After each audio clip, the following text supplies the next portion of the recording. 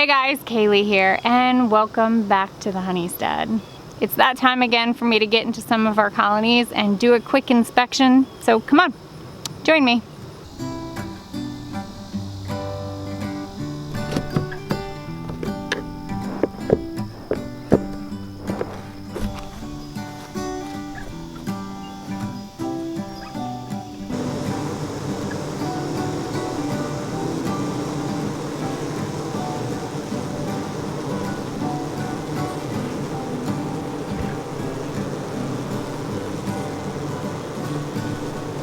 So I often get asked about the top 5 things that I would give advice on for a brand new beekeeper. And over the years of keeping bees, I definitely have come up with a list of things that I would probably suggest maybe looking into prior to becoming a beekeeper. But if I can narrow it down into 5, I would start by really thinking about the hive style that you want to use. Whether it is a traditional hive, which is what I'm working with right now, or a horizontal hive, or a warray hive. There are so many different hive styles, and one might fit you better. We have stuck with the traditional Langstroth hives because that's what we started with.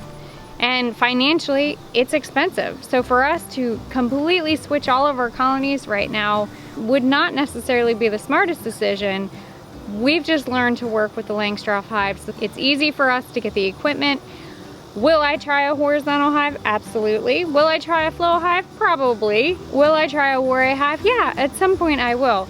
But the biggest thing is just know that there are so many hive styles and you're not making a wrong decision with whatever style you want to go with. For us, it mainly turned into how easy it was for us to get equipment and universal. Now you will see that I have some colonies that are 8 frame and I have some colonies that are 10 frame. I'm still kind of in between on which ones I like better.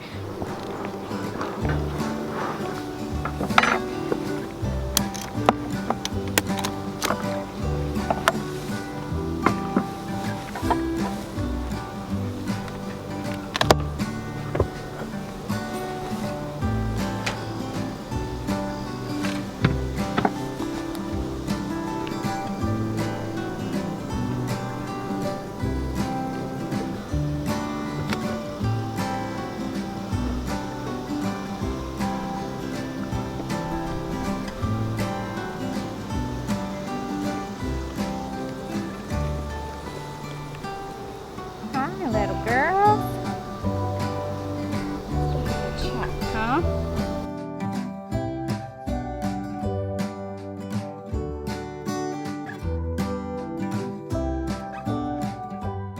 So pretty much I have a feeling that all of these are going to be empty. Now, oh, just kidding. They're starting to fill them up. A lot of nectar already.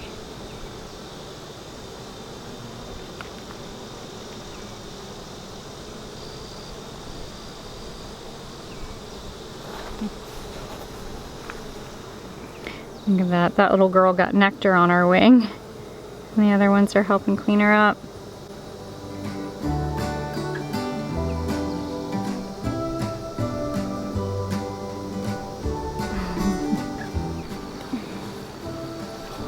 This is a good sign.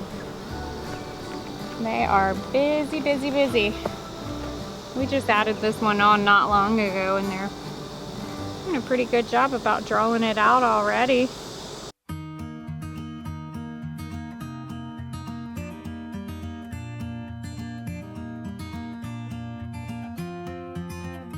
Same thing, all nectar.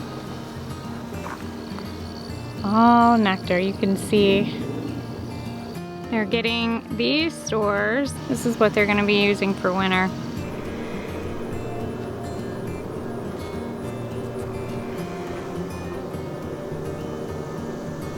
My second advice is to let your land speak to you. It's almost like a garden. Think about when you're planning your garden and you are looking at your property and you want to figure out where you are going to put your garden. Well, think about that as your bees. Think about your bee yard.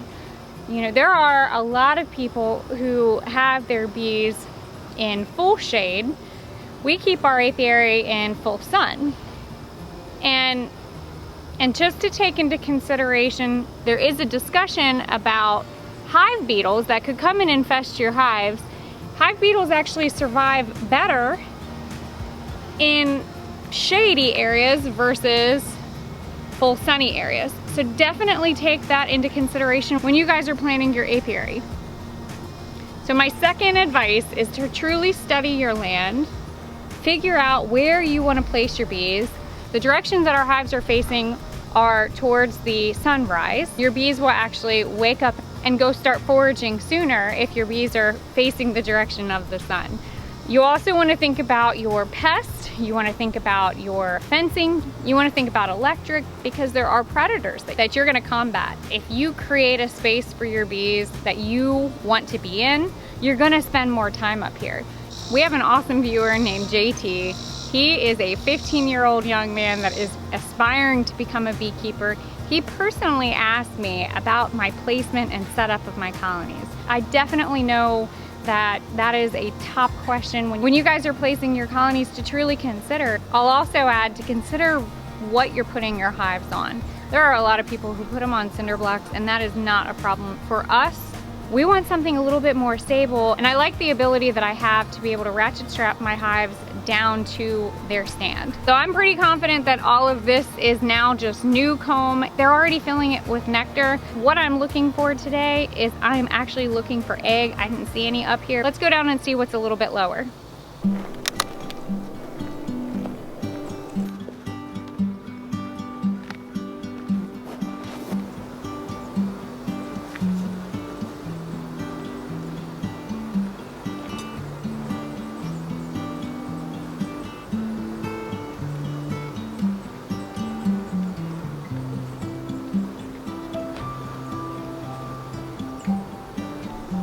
Not too bad for the second frame. That is all brood. On the inside, you can see it's kind of circular, and then if you look, that's honeycomb. So it's typical. Brood, pollen, and honey is pretty good in that order. Now, I saw a girl that had some propolis on her legs, and I thought it was really cool, but I can't seem to find her.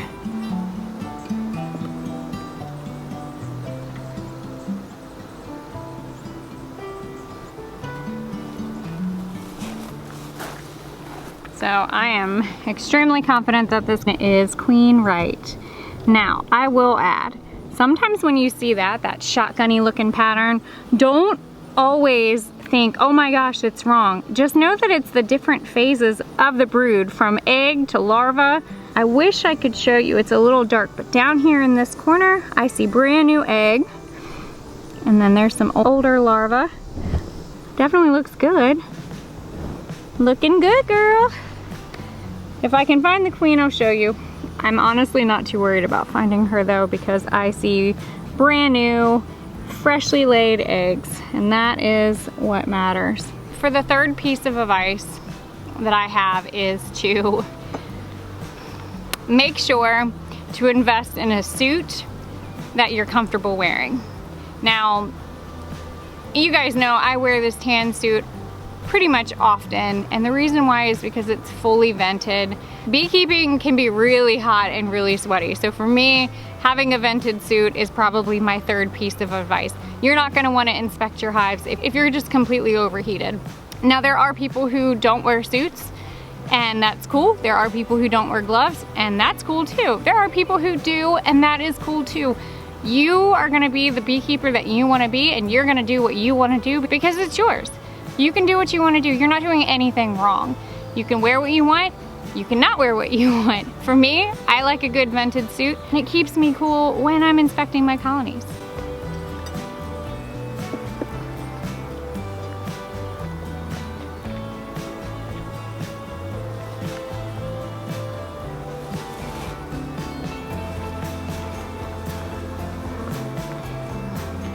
Check out that brood pattern. Not bad at all. There's a little queen cup. Nothing's in it. It's a little queen cup. It's at the bottom. Nothing is in it, but it could very easily split this colony.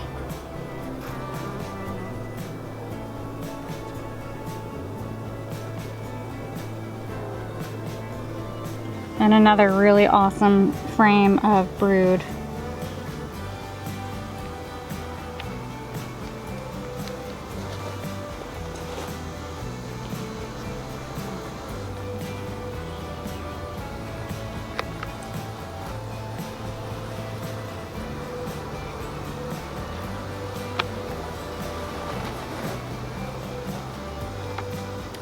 The fourth piece of advice that I could recommend is to contact your local extensions office.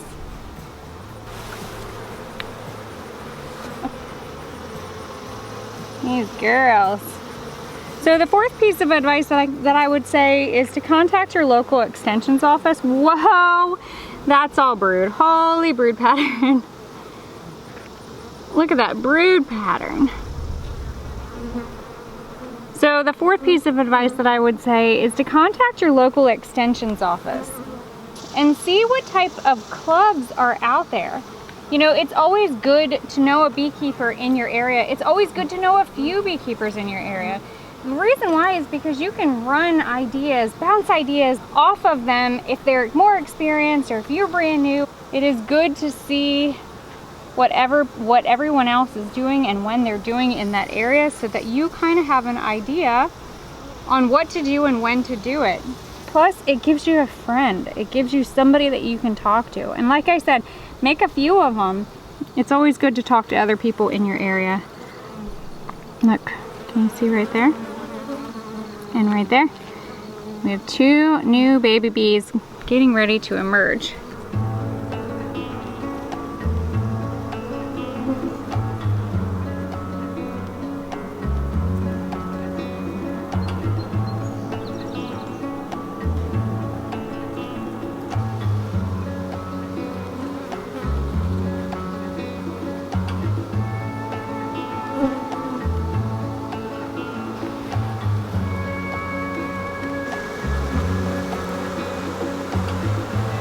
So for number 5, I would say to learn how to read your hives.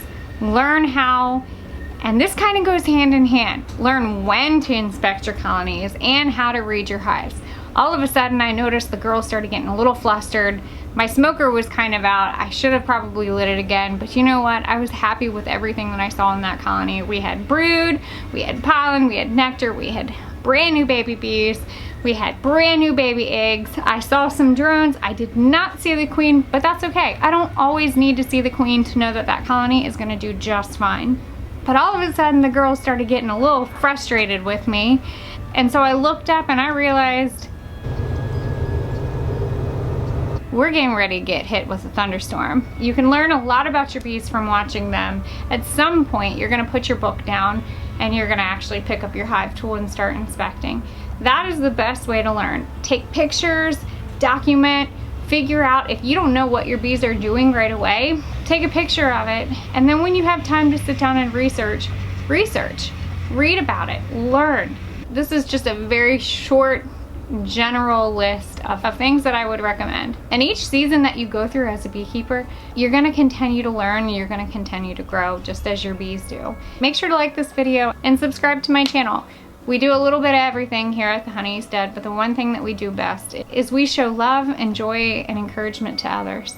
Thank you guys for watching, and as always, don't be afraid to get your hands dirty and learn something old.